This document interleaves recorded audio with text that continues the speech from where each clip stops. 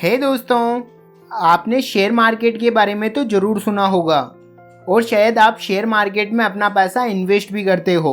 Share market investment के लिए सबसे पॉपुलर प्लेस है, पर ऐसा बिल्कुल नहीं है कि हमारे पास अपना पैसा इन्वेस्ट करने के लिए बस शेयर मार्केट ही एक ऑप्शन है। आप अपना पैसा शेयर मार्केट के अलावा gold, silver, real estate, bonds, crypto, mutual funds, equity, FDs, RDs, PPF, NPS, SCCS में भी इन्वेस्ट कर सकते हैं।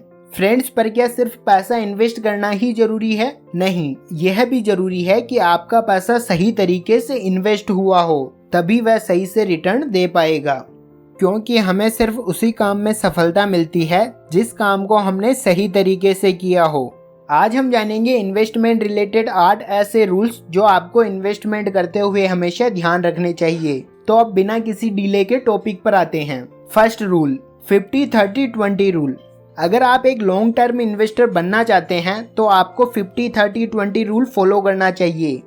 आइए हम इस रूल को एग्जाम्पल से समझते हैं। 50-30-20 रूल में आपको अपनी इनकम के 3 हिस्से करने होते हैं। माइक की इनकम 70,000 रुपीज पर मंथ है। माइक ने अपना इन्वेस्टमेंट स्टार्ट करने के लिए समझदारी दिखाई और 50-30-20 रूल अपनाया। माइक अपनी इनकम का 50% हिस्सा अपने इम्पोर्टेंट खर्च के लिए निकालता है जिन्हें वो टाल नहीं सकता है। Example, EMI, rent, fees and savings जो इम्पोर्टेंट हो, और अपनी 30% इनकम उन चीज़ों पर स्पेंड करता है जो जरूरी है पर इम्पोर्टेंट नहीं है, यानी उन्हें टाला जा सकता है। Example, shopping, movie and more. और माइक अपनी बाकी की 20% इनकम को इन्वेस्ट करने लगा है। आपको भी ठीक ऐसे ही अपना पैसा इन्वेस्ट करना चाहिए 50-30-20 रूल के अकॉर्डिंग। अब आप में से कई लोग सोच रहे होंगे कि हम सिर्फ 20% ही इन्वेस्ट क्यों करें, हम अपने ज़्यादा पैसे भी तो इन्वेस्ट कर सकते हैं। वेल फ्रेंड्स, जब आप स्टार्ट में इन्वेस्ट करना शुरू करते हैं तो आपको मार्केट का इतना नॉलेज नहीं होता है, और अगर आप बिना एक्सपीरियंस और नॉलेज के अपना ज़्यादा पैसा इन्वेस्ट करते हैं तो आपको अच्छा खासा लॉस हो सकता है। लेकिन अगर आप अपनी इनकम का 20% हिस्सा इन्वेस्ट करते हैं तो धीरे धीरे आपका एक्सपीरियंस और नॉलेज दोनों ही अपने आप बढ़ जाएंगे, और जब आप एक एक्सपीरियंस वाले और अच्छे इन्वेस्टर बन जाए तब आप अपना खुद का इन्वेस्टमेंट फॉर्मूला रेडी कर सकते हैं कि आप अपनी इनकम का कितना पैसा इन्वेस्ट करना चाहते हैं। Second rule, money diversification. जब भी आपको अपना पैसा इन्वेस्ट करना हो तो उसे एक जगह पर इन्वेस्ट ना करें, जिससे आपका रिस्क कम हो जाएगा और आपका रिटर्न बढ़ जाएगा। चलिए इसे एक एग्जाम्पल से समझते हैं। दीपक और दीपिका अपने 10,000 रुपीज इन्वेस्ट करते हैं। यह दोनों अपना पैसा फर्स्ट टाइम इन्वेस्ट कर रहे हैं। दीपिका अपने 10,000 रुपीज क्रिप्टो में इन्वेस्ट करती है और वहीं दीपक अपने पैसे डाइवर्सिफाई करके इन्वेस्ट करता है, यानी वह अपने 10,000 रुपीज में से 3,000 रुपीज का गोल्ड बाई करता है, 2,000 रुपीज शेयर में इन्वेस्ट करता है, 3,000 रुपीज क्रिप्टो में इन्वेस्ट करता है और बाकी के बचे 2,000 रुपीज एफडी में इन्वेस्ट करता है। अब कुछ दिनों बाद क्रिप्टो की प्राइस काफी कम हो जाती है। इसका रीजन मार्केट में चल रही मंदी है, जिससे दीपिका को 6,000 रुपीज का लॉस हो जाता है और दीपिका को लगता है कि इन्वेस्टमेंट मेरे बस की बात नहीं है और वह अपना बचा हुआ पैसा निकाल कर इन्वेस्टमेंट करना बंद कर देती है। लेकिन दीपक को अपनी मनी डाइवर्सिफाई करने की वजह से अच्छा प्रॉफिट मिला। 600 रुपीज का गोल्ड पर प्रॉफिट, 300 रुपीज का शेयर में प्रॉफिट, 200 रुपीज का क्रिप्टो में लॉस और 70 रुपीज एफडी पर इंटरेस्ट मिला। तो दीपक को टोटल 770 रुपीज का प्रॉफिट होता है। अब दीपक अपनी समझदारी दिखाते हुए अपने 2,000 रुपीज भी गोल्ड में इन्वेस्ट कर देता है, जो कि पहले एफडी में थे। दैट्स मीन आपको अपने पैसे वहां से निकाल लेने चाहिए जहां आपको रिटर्न कम मिल रहा हो, और अपना पैसा वहां इन्वेस्ट करें जहां आपको ज़्यादा रिटर्न मिल सके। और कुछ ही हफ्तों बाद क्रिप्टो में अच्छा उछाल आता है, जिससे दीपक को 200 के लॉस की भरपाई और 300 का प्रॉफिट मिलता है। इसीलिए आपको समझदारी दिखाते हुए अपना पैसा एक के बजाय कहीं जगह इन्वेस्ट करना चाहिए। Third rule, choose the right. Friends, जब भी आप कोई इन्वेस्ट करें तो अपना पैसा इन्वेस्ट करने के लिए सबसे बेटर ऑप्शन चूज करें। इसे ही कहते हैं चूज द राइट। फ्रेंड्स, आप बेटर ऑप्शन चुनने के लिए इन पॉइंट्स को ध्यान में रख सकते हैं। आपको सबसे पहले यह डिसाइड करना होगा कि आप अपना पैसा कहाँ इन्वेस्ट करना चाहते हैं। जैसे गोल्ड शेयर या क्रिप्टो।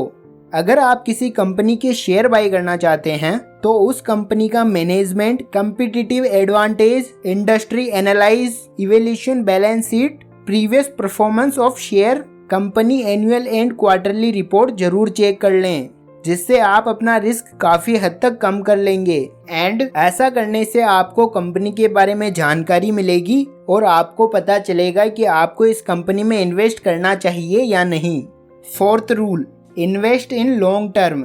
अगर आप अपने इन्वेस्ट का एक अच्छा रिटर्न चाहते हैं तो आपको लॉन्ग टर्म के लिए अपना पैसा इन्वेस्ट करना होगा, क्योंकि लॉन्ग टर्म में इन्वेस्ट करने से आपको काफ़ी अच्छे रिटर्न मिलते हैं।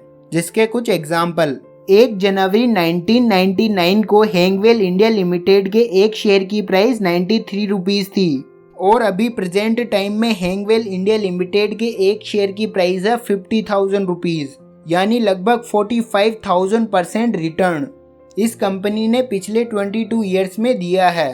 अगर 1999 में आप इस कंपनी में अपने 10,000 रुपीज़ इन्वेस्ट करते तो उन 10,000 रुपीज़ की कीमत आज लगभग 54 लाख रुपीज़ होती। और एक ऐसा एग्जाम्पल क्रिप्टो है। अगर आप 2010 में बिटकॉइन में अपने 10,000 रुपीज़ इन्वेस्ट करते तो उनकी कीमत आज लगभग 12 अरब रुपए होती। लेकिन ऐसा बिल्कुल भी नहीं है कि आपको लॉन्ग टर्म में सिर्फ प्रॉफिट ही मिलता है। अगर आप किसी कंपनी के बारे में बिना रिसर्च किए उसमें इन्वेस्ट करते हैं तो आपको लॉन्ग टर्म में भी काफ़ी अच्छा लॉस हो सकता है, जिसका एक अच्छा एग्जाम्पल आरकॉम है। लेकिन अगर आप अच्छे से रिसर्च करके लॉन्ग टर्म में इन्वेस्ट करते हैं तो आपको 90% चांस है कि प्रॉफिट होगा।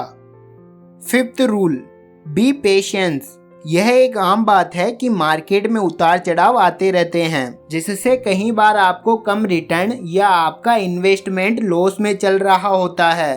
पर आपको ऐसे में अपने इन्वेस्टमेंट में से पैसे विड्रॉल नहीं करने चाहिए। जैसा मैंने आपको सेकंड रूल में बताया था, अगर दीपिका क्रिप्टो में 6,000 का लॉस होने पर अपना पेशेंस बनाए रखती और थोड़ा इंतजार करती तो उसे ज़रूर प्रॉफिट होता, जैसे दीपक को हुआ था। इसीलिए आपको मार्केट के उतार चढ़ाव से डरना नहीं है और पेशेंस बनाए रखना है, तभी आप एक अच्छे इन्वेस्टर बन पाएंगे।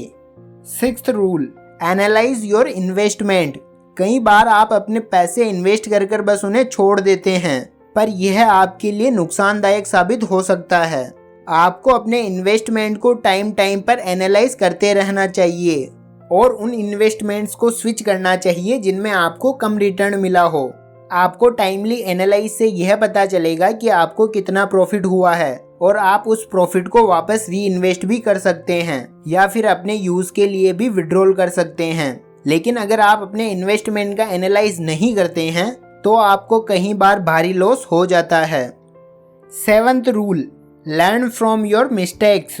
अगर आप चाहते हो कि आपके काम में कोई मिस्टेक ना हो तो ऐसा करने के लिए सिर्फ आपके पास एक ऑप्शन होता है कि आप वो काम कभी करें ही ना, क्योंकि जब भी आप कोई काम करते हैं तो उसमें मिस्टेक होना नॉर्मल बात है। लेकिन आप उन गलतियों से कुछ सीख जरूर सकते हैं ताकि वो गलतियां दोबारा रिपीट ना हो। ऐसे ही जब आपसे इन्वेस्टमेंट में कोई मिस्टेक हो जाए और उस मिस्टेक की वजह से अगर थोड़ा बहुत लॉस भी हो जाए तो घबराएं नहीं और यह देखें कि यह मिस्टेक किस वजह से हुई, मुझे आगे किन बातों का ध्यान रखना चाहिए ताकि ये मिस्टेक वापस रिपीट ना हो पाए।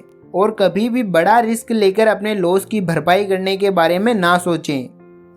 Eighth rule, invest eight good place. Friends, आपको हमेशा अपना पैसा उसी जगह इन्वेस्ट करना चाहिए जहां से आपको एक अच्छा रिटर्न मिल सके, पर यह जरूरी नहीं है कि आपको रिटर्न में हर बार वापस पैसा ही मिले। फ्रेंड्स, इन्वेस्टमेंट का एक अच्छा ऑप्शन है इन्वेस्ट इन सेल्फ। यहाँ से आपको रिटर्न में वापस पैसा तो नहीं मिलेगा, पर आप अपनी स्किल्स गेन कर सकते हैं, कुछ नया सीख सकते हैं, अपनी नॉलेज बढ़ा सकते हैं और आप फाइनेंशियल एजुकेशन लेने में अपना पैसा इन्वेस्ट कर सकते हैं। इन्वेस्ट इन सेल्फ इन्वेस्टमेंट का एक अच्छा प्लेस है जहां आपको थोड़ा पैसा जरूर इन्वेस्ट करना चाहिए। अगर आप इन्वेस्ट करते वक्त यह 8 रूल अपने माइंड में रखते हैं तो आपका रिस्क काफ़ी हद तक कम हो जाता है और आपका रिटर्न काफ़ी हद तक बढ़ जाता है। Don't forget to subscribe.